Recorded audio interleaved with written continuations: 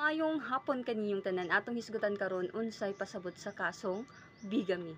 Muingon galita og bigamy is an act of going through a marriage ceremony while already married to another person. Meaning atong pasabton, ang bigamy nga kaso nga bigamy nagpakasal ka og usab bisan kasal ka sa permero. Guys, ang kaso nga bigamy only in the Philippines. The alleged crime committed is in the Philippines, not in the other country.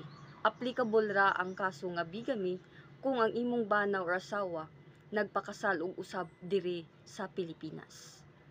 Halimbawa, ang imong asawa or imong bana nagpakasal og usab diri sa Pilipinas tungod dili siya wala na mo'y communication, dugay na ang yung communication, wala na mo'y communication, nag-away mo, tapos wala na mo'y communication.